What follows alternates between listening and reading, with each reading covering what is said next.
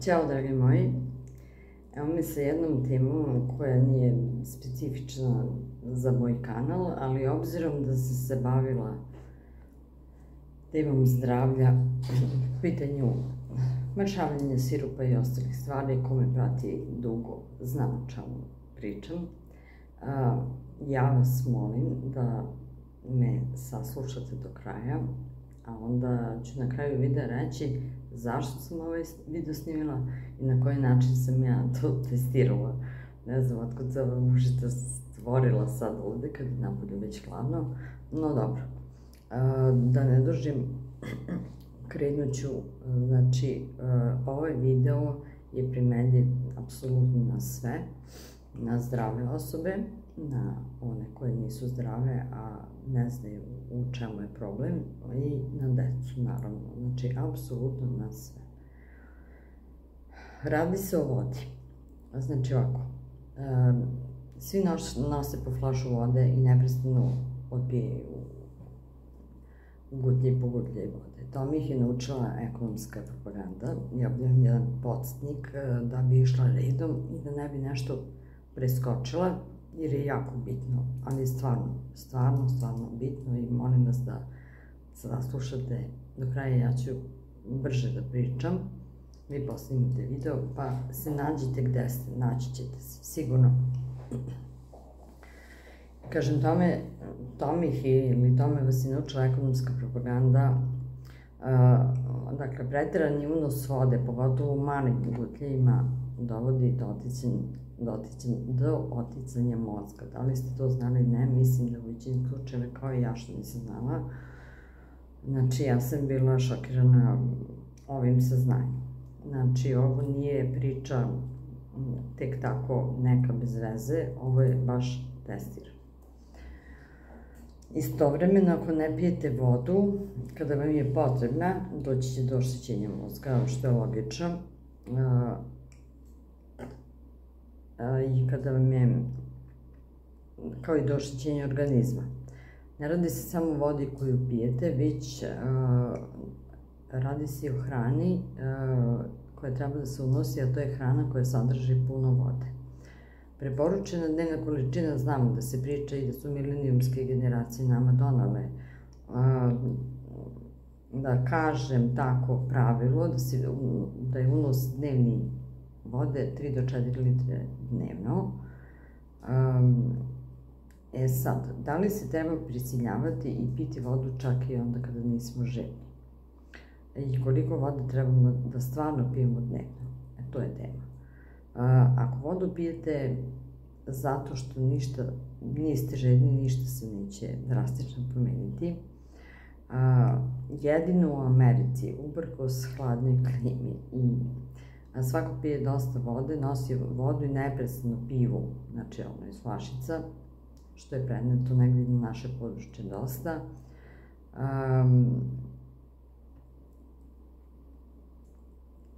Ekonomska propaganda je njih naučila da piju dosta vode.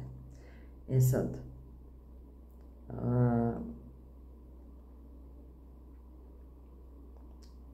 telo apsorbuje vodu čak iako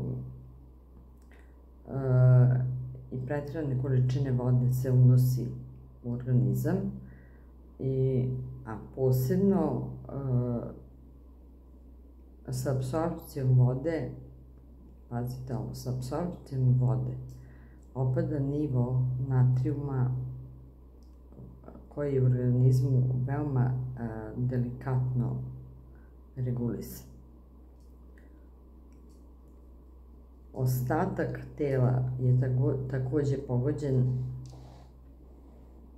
samo možda ne toliko, očigledno i tako očigledno, ali u mozgu pad nivoa natrijuma dovodi do oticanja mozga. To ne znači da mozg raste, nije smešno, ali prosto tako zvuči. A to znači da dovodi do oticanja mozga i da je to jedna vrsta oboljenja. To mnogi ljudi ne znaju, nisam ni ja znala, ali meni je istraživanje i saznanje, reći ću razlog na kraju zašto sam krenula u to istraživanje i ovo spoznaja, o kojem snimam video, kako sam u stvari i došla do toga. Mislim, nešto mnogo nije uklapalo vezano za unos vode sa mojim organizmom. Dakle, ne radi se o rastu mozga, nego njegovom oticanju uzrokovanom manjkom natrijuma. Pri manjku natrijuma u mozgu se sakuplja voda kako bi se natrijum nadoknadio i održala ravnoteža. Više vode u mozgu znači talasanje. Naravno da ne. Talasanje u glavi ne. Doći će do psihološke neuravnoteženosti ako telo tu vodu apsorbuje. Kada odjednom popijete veću količinu vode, to je ono što je bitno. Sad, telefon mi moglo stoji i čekam, nadam se da neće da slati pa i video nije kako treba kada je usmeren. Znači, kada odjednom popijete veću količinu vode, telo odlučuje koliko će zadržati, a koliko će odbaciti. I to je ono što je najbolje. Ako pijuckate po ceo dan, vi ćete prevariti telo i ono će upiti više vode nego što mu je potrebno. I taj višak se zadržava u mozgu i dovodi do tog oticanja o kome sam pričala. Recimo, ako sada popijete 2 litra vode, neće cijela količina ostati u organizmu, organizam će zadržati onoliko koliko mu treba, višak ćete izbaciti. Dakle, vrlo je moguće da se lako krećete napolju bez vode, to neće biti ništa strašno, bez ispijenja vode, bez nošenja flašica. I ne treba piti vodu samo zato što smo ubeđeni da je to dobra stvar i zato što nam je neko tako rekao. Kada ste željni, trebate da je pijete, to je podobavezno, s tim da ne trpite duže od 20 minuta do pola sata s unosom vode.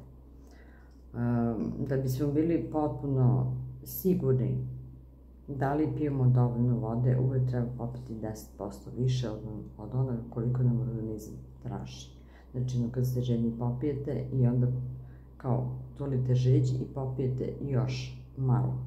A ako niste sigurni baš da je to ispravno, onda je to nekoliko čaša vode dnevno, koje je sasvim dovoljno za organizam, mimo toga kad oželjnite jedete nešto slano ili ne znam, previše slano, da kažem tako. Ako niste tip osobe koja po ceo dan nosi flašicu sa sobom, dobro je to da popijete malo više, to kako sam i rekla, da biste kad oželjite imali vremena da nadoknadite u roku od tih 20 minuta do pola sata, bez žurbe da dođete do vode. Istovremeno, ako imate potrebu za vodom, željni ste, a ne pijete, to može naravno da ošteti organizam. I rekla bih, ovo će zvučati sporno, medicina se s ovim neće složiti, što ću reći, ali će se to dokazati u narednih 20 do 30 godina da je tako i to će se primijeniti i prihvatiti. Hoću da kažem da bi, ako stvarno i svako unosi vodu dobrog kvaliteta u potrebnoj količini koju organizam sam traži, procenat srčanih udara bi bio manji za 50%. Manjak vode u organizmu dovodi do ozbiljnih oštećenja samog organizma i ne govorim samo o vodi koja se pije, nego govorim o hrani koja se unosi. Unosom voća koje sadrži vodu, 90% tog voća ima vodu u sebi. Tu spada lubenica i sad nam kreće sezona naranči, limunova, grejpfruta, crvenog koji ja obožavam i žutog koji ne volim da vidim zato što je gorak, ne prija mi, jabuka, znači ide nam zima, to će nam voće biti na izvolte i savjetujem znači da ga jedete u što većoj količini. Takođe povrće, međutim u povrću imate do 70% vode, a u organizam treba da unesete, znači, onoliko hrane koje sadrži vodu, znači koliko naš organizam ima vode. U našem telu je, znači, 75% vode, a vi možete da unesete, znači, dnevno do 70% preko hrane i voća. Ako jedete suvu hranu koja nema vodu, šta se dešava tada? Tada vam se dešava da ako jedna mušica smeta, šalim se, ako unosite suvu hranu koja nema vode, dolazi do, kako se zove, osjećaj kao da imate beton u stomaku. I osjećate se teško, onda hrlite za vodom. To sam ja radila, ništa ne pričam što nisam. Hrlite za vodom, ali tad voda ne pomaže. Zato što je unešena velika količina, da kažem, hrane suve koja nema vodu u sebi. Tu treba se obrati pažnja.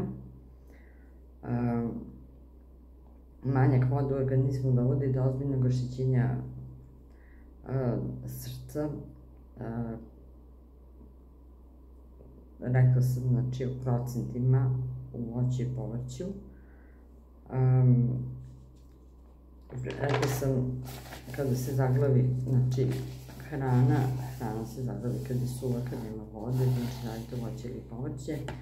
I ono što imam da dodam na kraju, da što se tiče ovoga što je najbitnije, da ponekad je u redu da ne piti vodu, ali kada osjetite žeđ, morate da je pijete jer telo ima način da vam da znak. Osim žeđi, telo uvek kaže kad mu šta treba, samo to treba da se prepozna. Kad telo osjeti potrebu za vodom,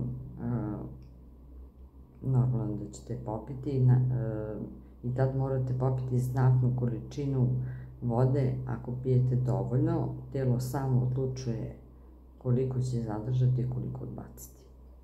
To vam je ono što je bitno. Kako sam ja došla do ovoga?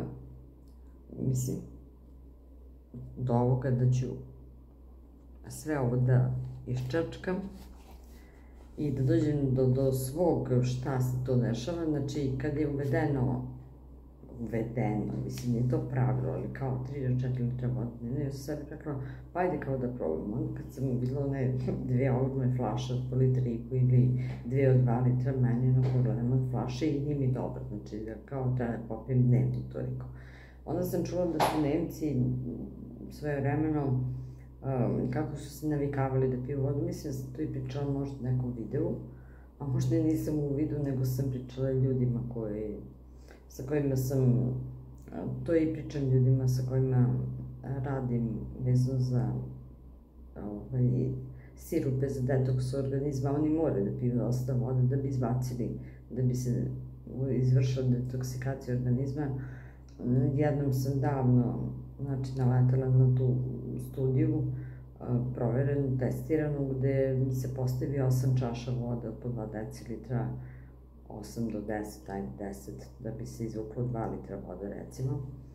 Negde po stanu gde najčešće prolazite i onda vidno mesto i onda kad prođete vidite čašu vode, popijete i tih svih 8 do 10 čaša ispijete za ceo dan, tako se navikavate. Ja sam probala sa manjim količinama, sa onim manjim flašicama, međutim, to jeste išlo, lakše se popije, međutim, telo moje, znači organizam moj reagovao je ranije na to, znači kad popijem i sada, naravno to više ne radim, zato što mi smeta, kad na silu pijem, na silu, ono kao ajde ispijem sad jednu flašicu, pa druga je na redu, pa će treća doći, pa četvrta, kao da smanjim, ja osjetim da sam, kao kad prepijete sok ili ne znam šta, i osjećam se baš loše, mislim loše mi je u glavi, znači totalno sam se osjećala loše, nisam rekao, ovo nije za mene. Ja sam osoba koja inače u životu generalno malo vode pila, malo desi da prođe ceo dan da ne popijem ni kap vode, ali kad ožednim, znači moram da unesem veliku količinu vode, to je ovo što, kažem, mogu da popijem do litar i 2 litra vode, organizam stvarno odreaguje tako, testirala sam da ono što mi treba ostaje, ono što ne treba to se izbaci i to je to. Savjetujem da stvarno ovaj video podelite sa decom, jer i moje deca jesu grešila i ja sam grešila u savjetovanju kada sam im pričala dok su bile manje, da stalno nosite flašicu sa vodom, da stalno piju kada je vrućina, pomalo vode, međutim, ne, one su sad već velike, same su dovele, mislim, svoj organizam u taj neki balans, pratim, vidim, pričamo o tome, menjaju se i to je super, a ja sam videla da nisam u skladu sa tih 3-4 litra vode dnevno, jer stvarno dešava se dan danas da ne popijem, mislim, ni čašu vode, ali recimo uveče ili tokom dana, ne znam, popijem čašu vode 2 i to je to. To je to, toliko mi je tog dana bilo potrebno prosto. Ali sa treće strane, to je one druge, unos voća i povrće kroz hranu, kroz ishranu, pošto dosta kuvam, jedem kuvanu hranu, tu unosim generalno tu količinu vode koja mi je potrebna kroz povrće i jedem ovo voće koje ima dosta vode, tako da mi organizam sam i ne traži zato toliko vode.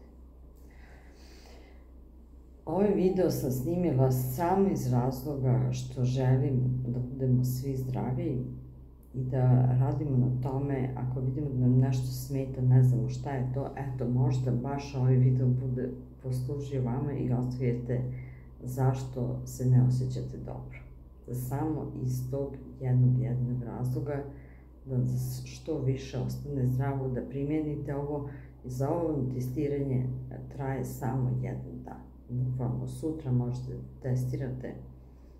Ako pijete flašice, treba vremena da se odviknete od toga, a ako pijete malo vode, probajte da unesete kroz voće i povrće. Znači, bukvalno za 1 dan možete da vidite šta vam prije, šta vam ne prije, to je vrlo prosto. Ovde ja ne pričam, ali ću reći, ako osjetite da vam se suše usta često i da ste žedni često, naravno da ćete otići do prve apoteke, da proverite šta prvo, koliki vam je šećer, jer šećer iziskuje žeđ, sušenje, kada se suše usta, da se stalno žedni, a vi ne znate razloga, je to prosto prva provera toga je bitna što se tiče zdravlja. Svi ostali, znači ljudi koji piju lekove i mogu da testiraju takođe unos vode, šta smeju, šta ne smeju, koliko da unose, šta i kako, ali znači savjet za ovaj video, generalno više flašice vode i mala količina, butelj po butelj na silu, ne nikako. Rekla sam na početku videa zašto, ako ste zaboravili, vratite video nazad i setit ćete se toga. Hvala vam na pažnji i meni je drago što sam snimila jedan video koji je mimo tema svih koje radim, ali ostavite vaš komentar kad isprobate ovo, kako deluje, da li ima rezultata i ovo može da vam bude velika motivacija onda kada dovedete svoj organizam u balans što se vode tiče. Ja sam ožednila, idem da popijem svoju čašu vode i vidimo se u nekom novom videu.